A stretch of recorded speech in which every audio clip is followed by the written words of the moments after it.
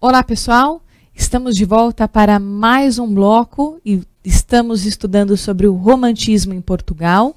Percebemos algumas características, né? Então, às vezes, surge alguma dúvida, vou explicando para vocês sobre essa relação. Então, às vezes, poxa vida, Bruna, bati o olho aqui, vi que essa valorização do amor pode me remeter à mulher amada lá no trovadorismo. Será que é isso mesmo? Às vezes, sim. Tá? Mas a gente tem que tomar cuidado que tem as cantigas, né, de amor, de amigo. Aqui ele escreveu para a mulher amada. Às vezes, lembra, era uma mulher inatingível lá no trovadorismo. Aqui já não. Aqui ele já coloca uma relação de amor de uma pessoa que ele conhece, que ele gosta, que ele pode alcançá-la. Então, essa relação do amor inatingível, do trovadorismo, e que as escolas literárias, né, desde do trovadorismo, o classicismo e o romantismo, todas elas se conversam, desde o período que nós vimos do século XI até agora, no século XVIII, as relações são próximas, né? Às vezes tem um estilo, cada autor escreve de uma forma, mas sim, eles bebem das fontes também, tudo bem? Essa questão, às vezes, que nós vimos na característica que tem do romantismo, né? Então, deixa eu só voltar aqui para vocês. Falando sobre o individualismo e subjetivo, a valorização das emoções, a exaltação da natureza, a rebeldia e o idealismo. Rebeldia, às vezes, pode ser discordar de alguma coisa, sim, certo? Mas não de uma forma ríspida, sem responder, sem maltratar o outro. Isso era visto como rebelde na época, eu usava a minha razão. Então, deixa eu só voltar aqui. Eu pensava de uma maneira e tentava abordar para aquela pessoa, explicando, olha, será que é isso mesmo? Vamos refletir? Será que da forma que você está tratando o próximo, será que essa exploração, se a gente for pensar em mais-valia, o que seria, né, a relação da mais-valia, que é quando teve o curta do Charlie Chaplin, essas pessoas sendo exploradas, será que podem ser colocadas assim? Então a rebeldia seria o quê? Eu vou ser do contra. Se me pediram para fazer isso, não vou ser aquele rebelde de sair correndo e largar tudo, mas eu vou através da razão, através do meu conhecimento, eu vou mostrar que eu vou ser rebelde em não concordar com ele. Tudo bem? Então, acho que aí vale a pena vocês refletirem, voltarem, né? Voltem lá nos slides também, caso tiverem dúvidas, para vocês compreenderem um pouquinho melhor. Voltando ao nosso texto do retrato de Vênus, que foi mencionado aí ao amor, quando falou da exaltação das deusas, e que isso nós vimos lá no classicismo, né, quando Camões colocou até em um dos cantos a relação das musas, a valorização da mulher, aqui também já aparece. O Almeida Garré procurou colocar isso também em um dos textos dos poemas dele. Então, olha aí. Vem, ó, Cípria formosa, ó, vem do Olimpo. Por que do Olimpo, né? Deus do Olimpo, essa exaltação da mulher. Lembre das figuras de linguagem que eu falei aí para vocês? Também tem antítese, que é ideias opostas. Tinha autor que adorava ter o estilo do texto dele colocando as ideias opostas. Poxa, entre frio e calor vivia a mulher. Então, como que seria isso, Bruna? Vive entre frio e calor? Eu falo que às vezes o pensamento feminino muda a cada 25 segundos, ou muda, a mulher pode ser uma antítese, né? Tem esse argumento, porque nós mudamos, os homens também mudam, as pessoas mudam, o ser humano muda de pensamento a cada minuto. Nem sempre como eu estou agora, eu posso estar depois. Um autor, será que o jeito que ele está pensando hoje, se ele sofre uma influência literária, um período, se vamos supor, se tem um determinado tempo, ele sofre uma relação política ou sofreu uma guerra, vai mudar o pensamento? Obviamente, né? Vai mudar a relação dele sobre isso. Lembra quando eu comentei com vocês, lá na relação do classicismo, que Camões tentou escreveu lá as 2.000 páginas dele, e aí ele entregou para o rei de Portugal e esperava ser valorizado. E falava, olha, muito bom, parabéns pelo seu texto, tal valor. Como que Camões ia sobreviver com isso? Ele esperava ser reconhecido, e a obra dele só foi ser reconhecida depois que ele morreu, né? E é tão valorizada como hoje. Então, depende do estilo do autor. Coloquei aqui um outro texto, né, para vocês, um outro poema, que é Quando Eu Sonhava. Então, vou ler para vocês. Quando eu sonhava, era assim, que nos meus sonhos havia, e era assim que me fugia. Apenas eu despertava essa imagem fugidia que nunca pude alcançar. Então, olha aí, o inalcançável, né? Agora que estou desperto, agora a vejo fixar. Para quê? Quando era vaga, uma ideia, um pensamento, um raio de estrela incerto. no imenso firmamento. Uma quimera, um vão sonho. Eu sonhava, mas vivia. Prazer não sabia. O que era? Mais dor? Não na conhecia. Então, olha, não na conhecia, né? E foi usada uma próclise. Próclise é quando tem, às vezes, o pronome oblíquo no início. Não na conheciam, não a conhecia ela, né? Então, eles não usam muito, eles não colocavam muito o pronome do caso reto nos textos. Vocês percebem que não tem muito ela, né? E até comenta, às vezes, evitem isso nos textos de vocês. Procurem colocar sinônimos. Vamos seguir aí umas inspirações poéticas para pôr até em nossos textos de quaisquer matéria, né? Então, não repetir, evitar a repetição. Quanto mais a gente interpreta, melhor e mais crítico nós ficamos. E isso nos ajuda. Se ele bebeu de algumas fontes quando eu sonhava, o Almeida Garré, será que teve? Será então que esses dois textos que eu li para vocês, do Retrato de Vênus e Quando Eu Sonhava, Bruna, peraí, eu acho que... O que será que ele se espelhou? Acho que você comentou lá nos blocos passados que ele tinha uma inspiração aí em Shakespeare. E Shakespeare escrevia muitos romances. Será? Muito provável. Bruna, você comentou também que ele escreveu um dos textos lá em relação a Camões. Camões também fazia uma exaltação às musas e tudo mais. Tem relação? Muito provável. Ele tinha o individualismo dele nos textos, né? Então, o que seria individual aí desse autor? Quando eu sonhava, era assim, que nos meus sonhos havia. Então, a questão do imaginar, né? Será que essa relação também... Olhem a estrutura de como é composto esses versos, né? Como eles são colocados, a relação do estilo. Também a gente tem que pensar em tudo isso.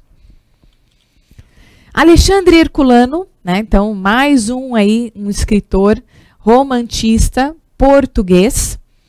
Ele nasceu em 1810 e morreu em 1870. Foi um escritor, historiador e jornalista português. Então, muitas das vezes das nossas aulas eu trago o que esses escritores foram. Bruna, não é só escritor? Não. Muitas das vezes que nós estudamos, às vezes eles pertenciam à parte política, eram escrivãos, eram advogados, né? Ou depois viraram poetas, ou às vezes seguia a carreira política e não queria aquilo e decidiu ser... escritor, e isso era valorizado na época, era visto como uma profissão. Não, qual que é a sua profissão? Eu sou escritor, eu sou poeta. E isso era muito reconhecido para a época, né? Então, um dos principais autores do romantismo de Portugal, né? Então, eu coloquei o nome dele para vocês, que foi o Almeida Garré e o Antônio Feliciano de Castilho. Eles também participaram desse período. E o Alexandre Herculano, além dessas características que ele teve, uma das, né, que vem minha explicação da fofoca, né, a professora de literatura Bruna vai contar agora algo da vida dele. O que seria do Alexandre Herculano? Ele não fez nenhuma universidade, ou seja, ele não fez faculdade. Para a época, né, quem atingisse isso era visto como culto e tudo mais, ele não fez a faculdade, mas ele investiu em cursos.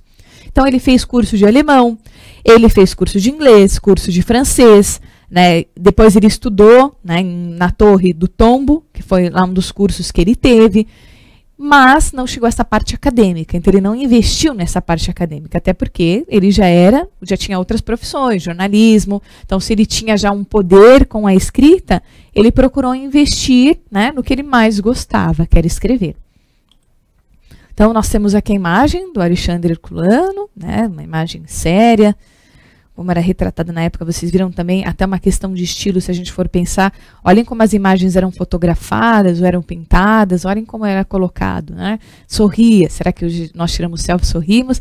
Olha como eles, para a época, né? Então, a seriedade mostrava, então, um intelectual, mostrava uma pessoa séria, que refletia sobre a razão. Então, tudo isso tem a ver com o que nós passamos lá no passado. O Alexandre Herculano, ele escreveu O Bobo, que era baseado no conhecimento sobre a Idade Média peninsular.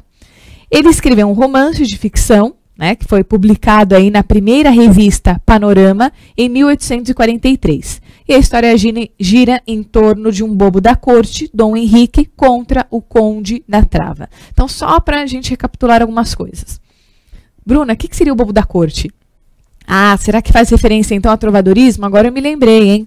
Algumas aulas que você mencionou, você disse sobre isso. Sim, o bobo da corte. né? Então era aquele homem que ficava com os sininhos na cabeça, andava de um lado para o outro perto do castelo, vivia falando verdades, mas as pessoas ditavam como mentira. Por quê? Se um bobo da corte falava assim, olha, aquele príncipe dormiu com uma plebeia, ele saiu do castelo durante essa noite. Aí o príncipe tinha feito aquilo, né? Falava, não, ele está louco, não condiz o que ele está falando, não acredite, ele é um bobo. E aí dá o nome de bobo da corte também. Tá? Então ele fazia as brincadeiras, as sátiras dele, as brincadeiras eram vistas como eram as verdades, mas aí as pessoas distorciam, falavam, não, não é bem isso.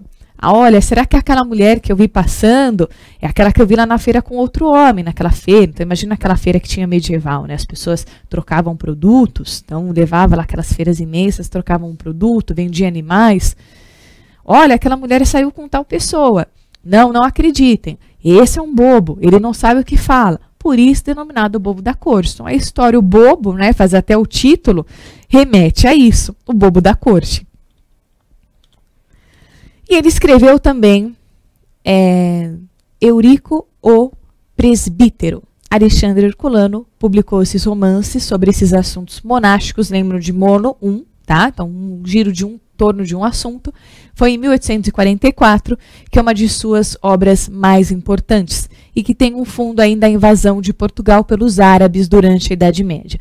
Poxa, Bruna, então essa questão da literatura envolve muitas questões, desde da geografia, da história, muito, né? As matérias se conversam. Ah, tem bastante coisa também que eu vejo em gramática, mas que trabalha com literatura, no caso das figuras de linguagem, eu vejo em redação, muito. Né? Então, as matérias conversam entre si. Então, por que Eurico o Presbítero? O que ele abordava, então, sobre isso? E envolveu aí mais uma história sobre os conflitos que Portugal passou. Qual foi a invasão, né, pelos árabes que teve lá na Idade Média? Tudo isso era colocado. Então, o que ele quis, né, abordar aí nesse livro dele, nessa parte do texto? Eu não coloquei um trechinho. Quis mostrar que, lembra que eu falei do período histórico que ele passava e ele ia abordar e escrever no texto? Exatamente esse. Né? Então, um sofrimento, alguma coisa que ele viu, invasão de Portugal, ele foi lá, peraí, será que isso dá uma ideia para eu montar meu texto? Eu posso inserir algo que vai mostrar para a sociedade, ou vai deixar para a vida? Eu posso morrer, mas a minha obra fica? Então, será que se as pessoas lerem sobre isso, vai retratar melhor sobre o período? Vai sim. E foi esse um dos propósitos dele. O enredo, né, apresenta o amor de Eurico por Ermengarda. Então, olhem os nomes também colocados. Recusado pela família dela. Por ser de classe social diferente, Eurico entrega-se à vida religiosa. Herculano analisa o tema do celibato clerical, mostrando a sua incompatibilidade com a liberdade da paixão amorosa. Poxa, Bruna, apareceu algumas palavras e algum vocabulário que esse slide não ficou muito claro. Então, vamos lá, vou explicar para vocês. O que acontece aí? Por questões religiosas, que nós já vimos isso de características no romantismo. Então, olhem aí, se a gente compreende as características, como que fica mais fácil, né, da gente poder observar um texto ou ler um texto. Às vezes eu costumo falar para os alunos, leiam primeiro sobre o período literário e aí depois leiam o livro, né, que se refere dos vestibulares, vamos supor. Então, vocês precisam ler lá os 10 livros. Então, leiam primeiro sobre o período literário, estudem sobre isso e depois vão para o livro. Porque muitas das características dadas, né, a nós, se a gente já compreende o estilo do autor, fica muito mais fácil. Ah, não, Bruno, eu li essa de Queiroz e achei muito detalhada, ele descreve uma mesa até os cantos. Isso me torna cansativo. Mas espera aí, se a gente compreender lá atrás qual que foi o período literário que ele viveu, muitas das coisas fazem sentido. E não só dele. O Herculano, nós observamos que desde conflitos históricos que tiveram no próprio país, no caso mencionamos Portugal, olha como as coisas envolvem. Tá? E o que seria, né, o celibato clerical? É se dedicar à vida religiosa, né, ao ser um padre, um homem solteiro, se dedicar então à fé, mostrando a sua incompatibilidade com a liberdade da paixão amorosa. Olha que bonito, né, que foi utilizada a incompatibilidade com a paixão amorosa, ou seja, não sair com várias mulheres. Né? Então não podia, já que ele se dedicou a isso, ele tinha que ser leal, temente a Deus. Vamos tomar uma água e um café e já já estamos de volta.